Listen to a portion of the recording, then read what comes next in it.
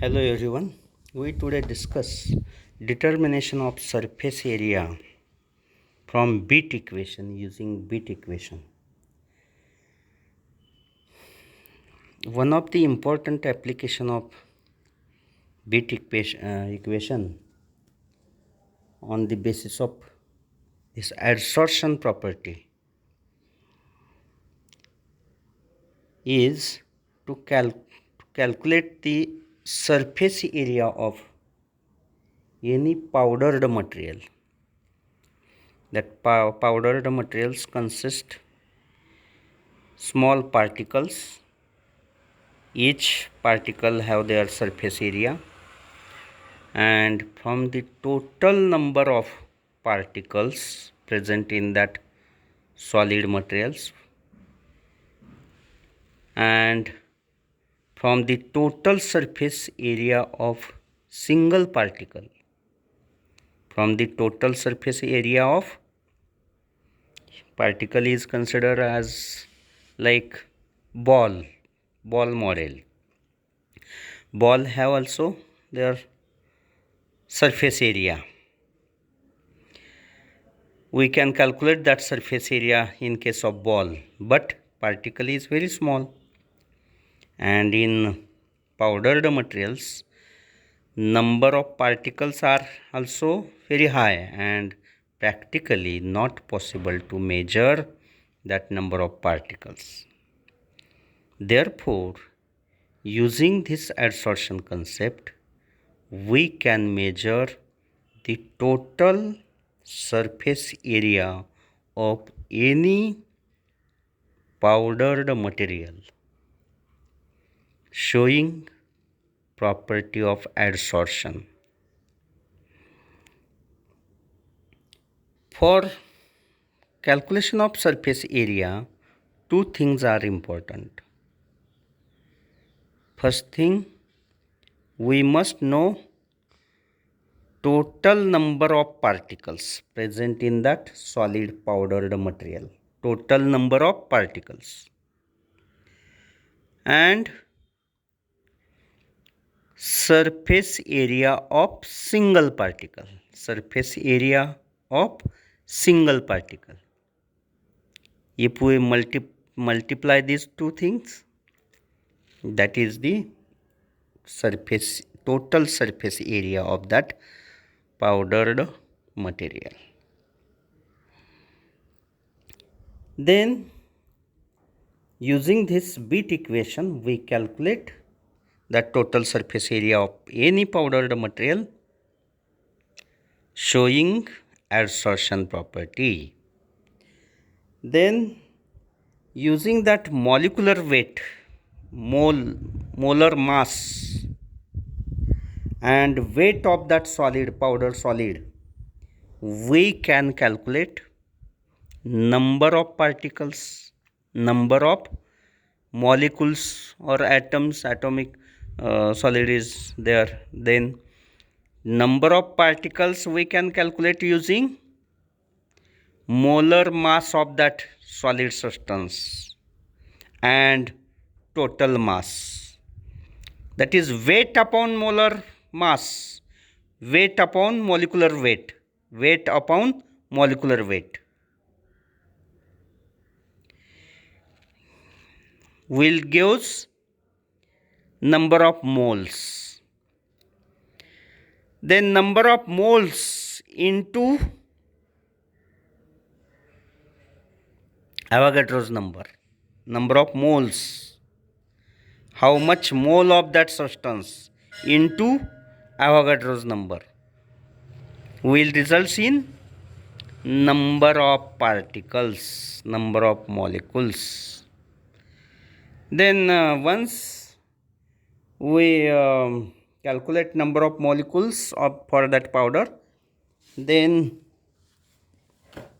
if we multiply that number of molecules by surface area of single molecule, then that is equal to the surface area of total powdered solid material. For example, we discuss here one example.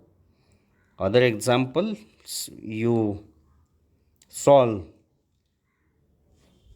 try to solve, then we will got idea.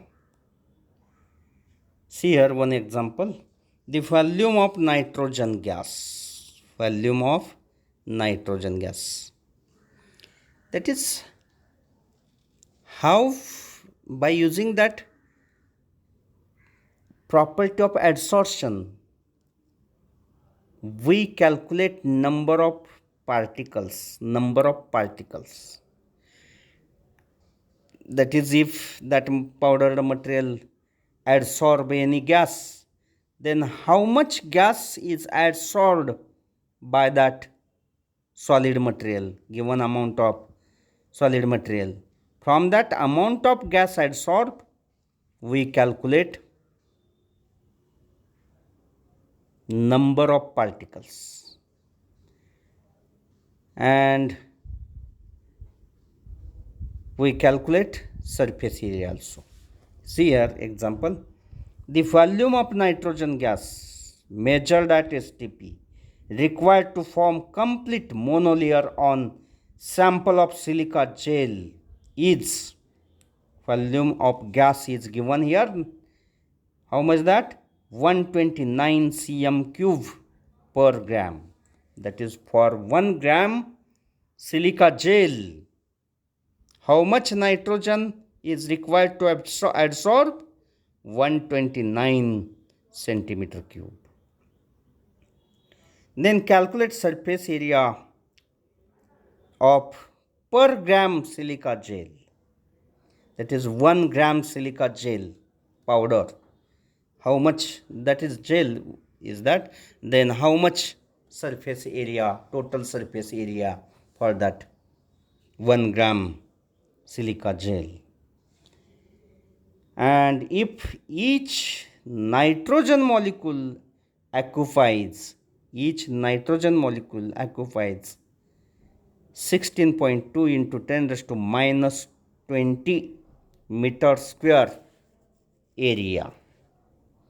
This is area occupied by single nitrogen molecule. Then by that 1 gram silica powder, how many molecules are adsorbed? That number of molecules into, if we multiply that number of molecules by this number, that is area required for single molecule, for adsorption of single molecule, that is 16.2 into 10 raised to minus 20. This one is area required for single molecule. Then how much total molecules are there? Total molecules into area required for area required for single molecule. Total number of molecules adsorbed into area required for single molecule, that results in, that will give total surface area of that 1 gram silica powder. Then how will you calculate that total number of molecules in that silica gel? That is not silica gel, total number of molecules in a nitrogen molecules which are adsorbed. How will you calculate that total number of nitrogen molecules adsorbed on that silica powder, 1 gram silica powder? That volume given here is 129 centimeter cube. 129 centimeter cube nitrogen. Then we know that important relation from that mole concept, that 22.4 cm cube nitrogen gas or any gas is equivalent to 6.623 into 10 raised to 23 molecules. Then therefore that 229 cm cube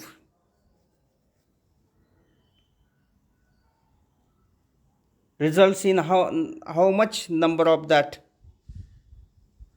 sorry that not cm cube, 22.4 dm cube 22.4 dm cube, that is liter of any gas. This is important mole concept. 22.4 dm cube of any gas equivalent to number of molecules equal to Avogadro's number, that is 6.623 into 10 raised to 23 molecules. Then here they given here 129 cm cube.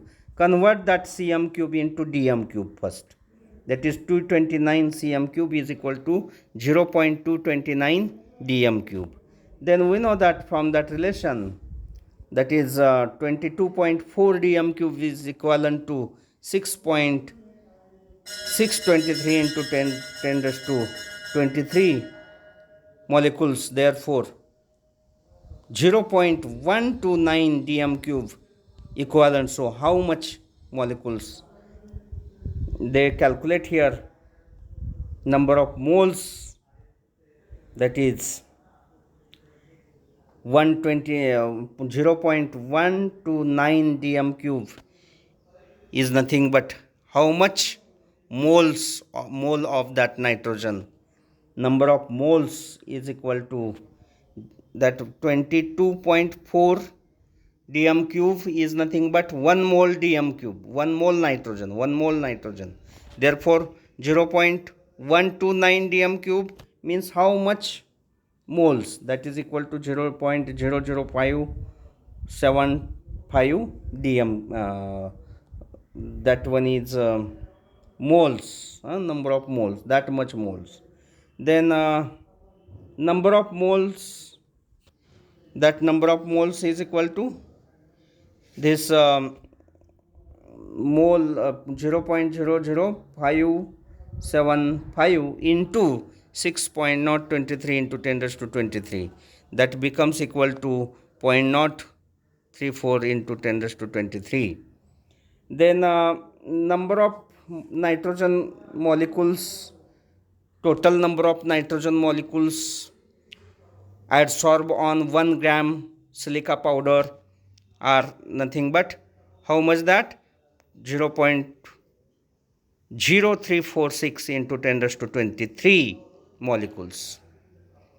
Then what is the surface area for that powder? Then these are total number of molecules. Total number of molecules multiply by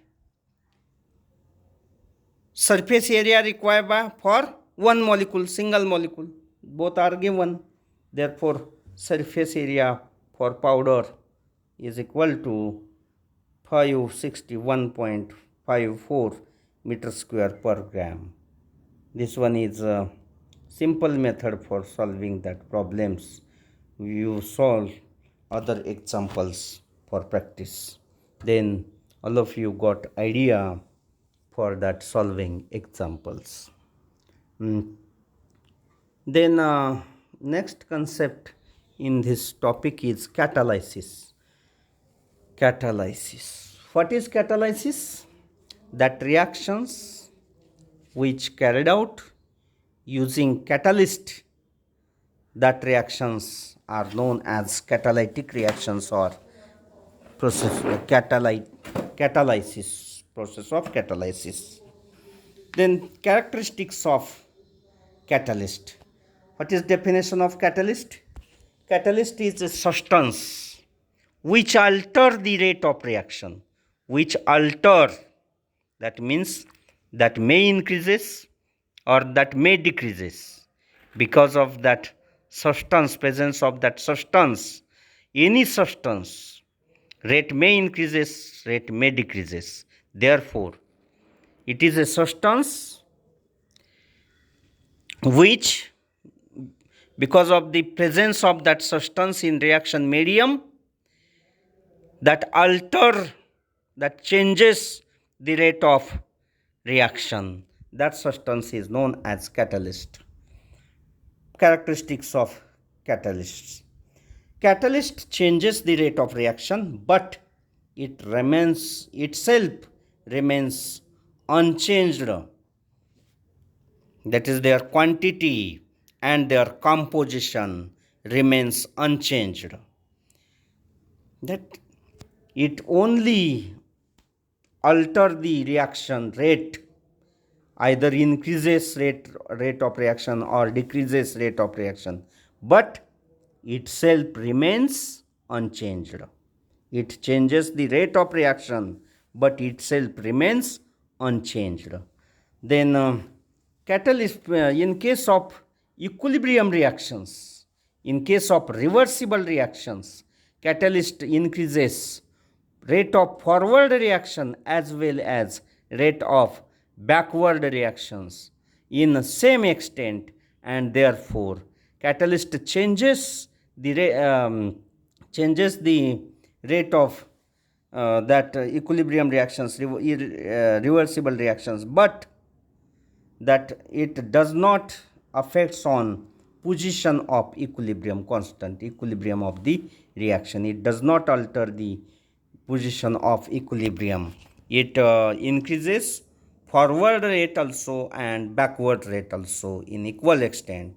Therefore, that value of equilibrium constant remains as it is in presence of catalyst.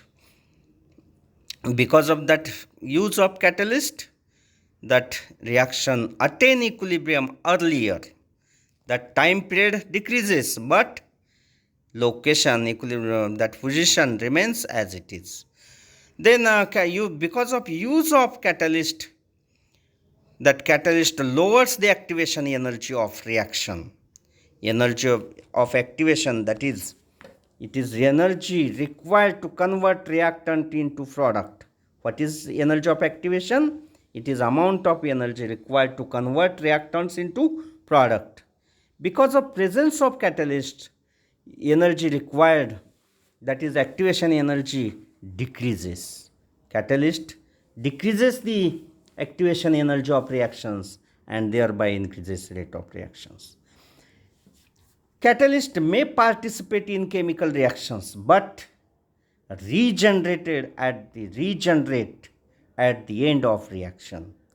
They remains unchanged. That means in the initial steps of the reaction, catalyst participate in reaction, they take part in a reaction, but in a final state of the reaction, that catalyst regenerated as it is. For example, in Friedel-Crafts reaction, in first step, catalyst AlCl3, aluminum trichloride, react with that substrate and form intermediate complex.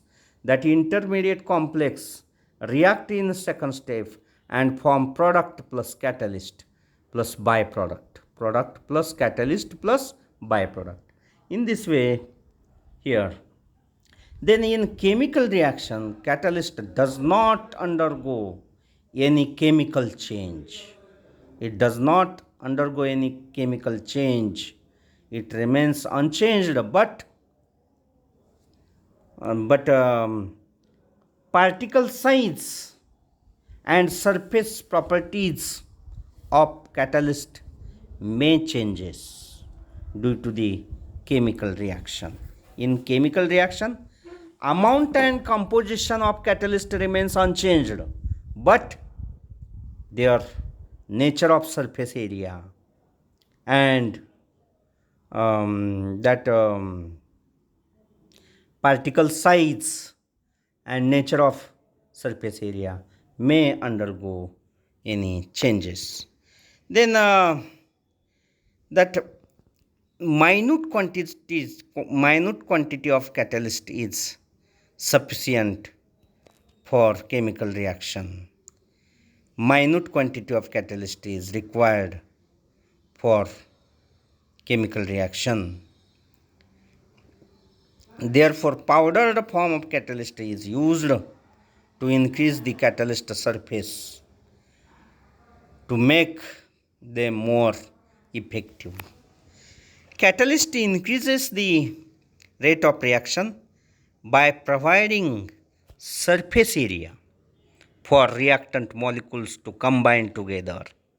It provides surface area, and therefore effectiveness of catalyst can be increases by increasing the surface area of that catalyst. That is how that surface area increases, that is by using that catalyst in powdered form instead of bulk form. That catalyst used is in powdered form so as to increase their effectiveness by increasing surface area. Then classification of catalytic reactions. Depending on physical state of catalyst, reactant and product, catalytic reactions or catalyzed reactions can be classified into two types. First, homogeneous catalysis. Homogeneous catalysis. In this case, that reactants, both reactants, catalyst and products generated are in the same state, same physical state, then that are known as homogeneous catalysis. For example, here decomposition of acetaldehyde in presence of iodine vapor as a catalyst. Reaction shown here, all that reactants, catalyst and products are in a gaseous state, therefore homogeneous. Then other example is also there, that is acid base catalysis. These reactions are also in homogeneous catalytic reactions, because that reactants, that is ester hydrolysis reaction, if we consider that ester and water and acid H plus means acid, and that product obtained, that is acid and alcohol, all that are in liquid state, therefore this reaction also in a example of homogeneous catalysis. Then enzyme catalysis reactions also are homogeneous catalytic reactions. Then these homogeneous reactions takes place at room temperature. Biochemical reactions are catalyzed by enzymes. Enzymes are complex protein product and that present in living cells. Then next is heterogeneous catalysis. In this case, reactants, catalyst and products are in different physical state. Well-known example is conversion of sulfur dioxide to sulfur trioxide. We already known this in a contact process for manufacturing of sulfuric acid. This one is very difficult reaction. This one is actually reversible reaction and therefore very difficult, carried out by using catalyst platinum, solid platinum, or Fe2O5, vanadium pentoxide. That catalysts are solids and reactants and products are here gaseous. Therefore example of heterogeneous catalysis. Then activity and selectivity of catalysts. The activity of catalyst is due to the adsorption of reactant molecules on the surface of catalysts.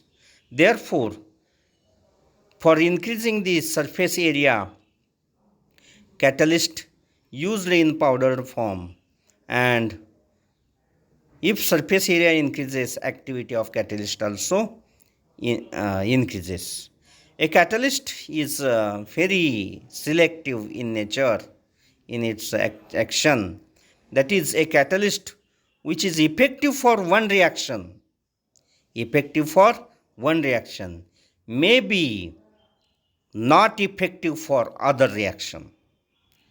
That is nothing but selectivity. Specific catalyst is required for certain reactions. That is, this nature of catalyst is known as their selectivity. That is, catalyst which is effective for one reaction may be not effective for other reaction. Sometime same same reactions by using different catalyst may give different products. Means reactants are same, but if we changes the catalyst, then product formed may changes. For example, formic acid, if we treated that with aluminum oxide, that gives carbon monoxide and water, while that if we treated that with copper, that will generates carbon dioxide with hydrogen gas. This is nothing but reactivity and selectivity of catalyst. Then for next lecture we discuss catalytic support. Thank you.